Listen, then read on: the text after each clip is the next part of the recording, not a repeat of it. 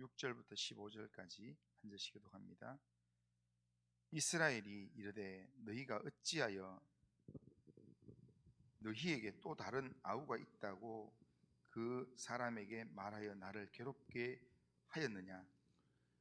그들이 이르되 그 사람이 우리와 우리의 친족에 대하여 자세히 질문하여 이르기를 너희 아버지가 아직 살아 계시느냐 너희에게 아우가 있느냐 하기로 그 묻는 말에 따라 그에게 대답한 것이니 그가 너희의 아우를 데리고 내려오라 할 줄을 우리가 어찌 알았으리까? 유다가 그의 아버지 이스라엘에게 이르되 저 아이를 나와 함께 보내시면 우리가 곧 가리니 그러면 우리와 아버지와 우리 어린 아이들이 다 살고 죽지 아니하리이다. 내가 그를 위하여 담보가 되어오리니 아버지께서 내 손에서 그를 찾으소서. 내가 만일 그를 아버지께 데려다가 아버지 앞에 두지 아니하면 내가 영원히 죄를 지리이다. 우리가 지체하지 아니하였더라면 벌써 2번 갔다 왔으리이다. 그들의 아버지 이스라엘이 그들에게 이르되 그러할진대 이렇게 하라. 너희는 이 땅의 아름다운 소산을 그릇에 담아 가지고 내려가서 그 사람에게 예물로 드릴지니 곧 유황 조금과 꿀 조금과 향품과 모략과 유향나무 열매와 감 복숭아이니라. 너희 손에 갑절의 돈을 가지고 너희 자루 아귀에 도로 넣어져 있던 그 돈을 다시 가지고 가라. 혹 잘못이 있었을까 두렵도다. 내 아우도 데리고 떠나 다시 그 사람에게로 가라. 전능하신 하나님께서 그 사람 앞에서 너희에게 은혜를 베푸사 그 사람으로 너희 다른 형제와 베냐민을 돌려보내게 하시기를 원하노라. 내가 자식을 잃게 되면 이르리로다. 그 형제들이 예물을 마련하고 갑절의 돈을 자기들의 손에 가지고 베냐민을 데리고 애굽에 내려가서 요셉 앞에 서니라.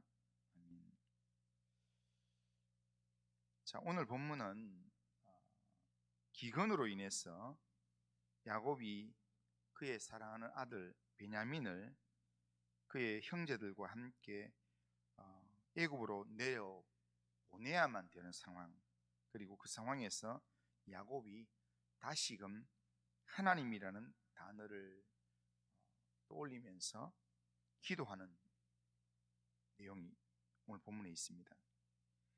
야곱은 라헬이 죽은 이후 라헬을 통해서 낳은 아들 요셉과 베냐민을 다른 아들들보다 더 사랑했습니다. 그러다가 요셉이 사라지고 난 이후에는 오로지 베냐민만 끼고 살았습니다. 혹시나 베냐민도 잃을까 해서 늘 애지중지하면서 자기 가까이에 두었습니다. 야곱의 인생에서 야곱이 창세기 32장에서 야복나루에서 밤에 천사와 씨름하다가 하나님을 인격적으로 만나고, 그리고 베델로 다시 올라가라 하는 말씀을 듣고 베델로 올라가서 하나님에 대한 신앙을 새롭게 한 이후에 야곱은 정말 많이 달라졌습니다. 인간적인 고집을 피우고 이런 부분들이 많이 사라졌습니다. 인간적인 수보다는 하나님의 능력을 믿고 하나님을 의지하는 자가 되었습니다. 그는 창세기 35장에서 하나님께서 축복하실 만큼 하나님 앞에서 신실한 자가 되었습니다. 그런데 바로 그 야곱이 라헬이 죽고 난 이후 그의 입에서 하나님이란 단어가 한 번도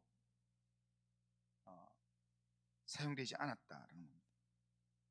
야곱의 입에서 나온 말 중에 하나님이란 단어가 한 번도 나오지 않습니다. 오늘 본문인 창세기 43장에 이르기까지 야곱은 요셉을 잃은 후에도 하나님이라는 단어를 한 번도 말하지 않았습니다. 그리고 그 땅에 기근이 있을 때도, 그리고 시몬이 애굽에 감금되었다는 소식을 들었을 때도, 또 베냐민을 애굽으로 데려가야 된다라고 하는 요청을 받았을 때도 야곱의 입에는 하나님이란 단어는 한 번도 나오지 않았다라는 겁니다. 심각한 흉년으로 인해서 기근 때문에 애굽에 가서 양식을 다시 사와야 되는 그런 상황이 되었을 때도 야곱은 그 상황이 왜 일어나게 되었는지에 대해서 영적인 의문을 던지거나 하나님 앞에 기도하면서 하나님을 찾지 않았습니다. 단지 인간적인 방법으로 그 문제를 해결하기 위해서 애굽 땅에 양식이 있다고 하니까 아들들을 애굽에 보낼 뿐이었습니다. 너희들이 왜 애굽에 가서 양식이 있다는데 왜 사오지 않느냐 하면서 윽박지르면서 애굽으로 가서 사오도록 만들었습니다. 애굽에 갔던 아들들이 돌아와서 보고하는 내용 중에 애굽에서 정탐꾼으로 오해를 받고 시몬이 감금되었고 그를 구명하기 위해서 정탐꾼이라는 오해를 풀기 위해서는 베냐민을 애굽으로 데려가야 된다라는 요구를 받았을 때도 야곱은 오로지 베냐민을 잃을 수 없다라는 그 생각만 했습니다. 그래서 아들들의 다른 충고를 다 무시하고 거절했을 뿐, 이때도 야곱은 하나님이란 이름을 한 번도 떠올리지도 않았고 사용하지도 않았습니다. 그러다가 지금 유다의 말에 지금 이 끝부분에 보면 빨리 결정했으면 벌써 이 애굽을 2번 왔다 갔다 할 그런 거리입니다. 시간입니다 라고 하는 걸 보면 애굽까지 왔다 갔다 하는데 적어도 이 막 달려서 가면 사흘 길이겠지만 보통의 경우에는 한두 달 정도 걸리는 그런 거리입니다.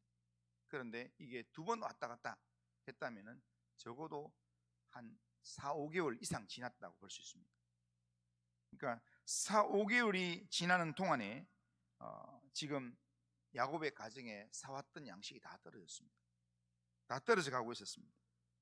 오늘 본문에서 다시금 양식이 떨어져 굶어 죽든지 아니면 다시 양식을 구하기 위해서 베냐민을 애굽으로 데려가든지 해야 되는 양자택일의 상황이 되었습니다. 그때가 되었을 때 야곱은 어쩔 수 없이 양식을 얻기 위해서 베냐민을 애굽으로 보내기로 결심을 하게 됩니다. 그러면서 11절에서 보면 그들의 아버지 이스라엘이 그들에게 이르되 그러할진대 이렇게 하라. 너희는 이 땅에 아름다운 소산을 그릇에 담아 가지고 내려가서 그 사람에게 예물로 드릴지니 라고 말합니다. 그리고는 이전에 있었던 양식 값을 도로 가지고 가라고 그렇게 합니다. 이것은 이렇게 하는 행동은 야곱이 20년 전 야복 나루에서 하나님을 인격적으로 만나기 전 야곱이 에서를 만날 때 했던 행동과 똑같습니다. 그러니까 에서를 위해서 선물을 준비하고 마음을 풀 수 있는 여러 가지 준비를 하는 그런 이 에서를 맞이하는 모습과 유사한 그런 모습이라 할 수 있습니다. 그러나 그럼에도 불구하고 아들 베냐민만은 애굽에 보내는 것이 불안했습니다. 그렇다고 안 보낼 수 없는 상황이었습니다. 그래서 어쩔 수 없이 야곱은 사랑 아들 베냐민을 이를 각오를 하면서 애굽에 보내기로 결단합니다. 그리고는 13절에 내 아우도 데리고 떠나 다시 그 사람에게로 가라 그렇게 말하면서 14절에서 야곱이 하나님이라는 단어를 처음 사용한다. 14절 보면 전능하신 하나님께서 그 사람 앞에서 너희에게 은혜를 베푸사 그 사람으로 너희 다른 형제와 베냐민을 돌려보내게 하시기를 원하노라. 내가 자식을 잃게 되면 이르리로다. 그렇게 얘기합니다. 이제야 야곱의 머릿속에서 하나님이 사용되어지고 그 입에서 하나님이라는 단어가 언급되었다라는 겁니다. 하나님을 의지함으로 하나님께 맡김으로 베냐민을 애굽으로 보낼 결단을 한 것입니다. 그러면서 이 야곱의 결단이 내가 자식을 잃게 되면 이르리로다 이렇게 말합니다. 이 말은 베냐민의 문제를 하나님께 맡긴다라는 거예요. 하나님께서 베냐민까지 데려가신다면 내가 포기하겠습니다. 이런 의미가 거기 담겨져 있습니다. 그러니까 지금 어쩔 수 없었을 때 이제야 하나님께 맡기는 그런 고백을 하는 겁니다. 우리가 언제 하나님을 다시 찾게 될까요? 내가 소원하는 바를 잡고 있는 한 진심으로 하나님 찾지는 않습니다. 하나님을 찾더라도 단지 이 장식품 정도로 찾을 뿐이지 간절하게 찾지는 않습니다.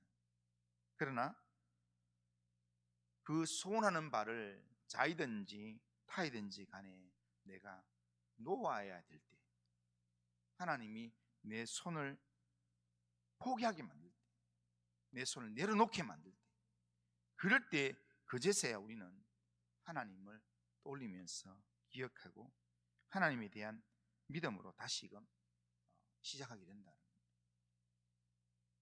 그런데요, 이렇게라도 우리가 하나님을 기억하고 믿음으로 일어서려고 시작하면 하나님께서 그 자리에 하나님께서 일하기 시작하신다.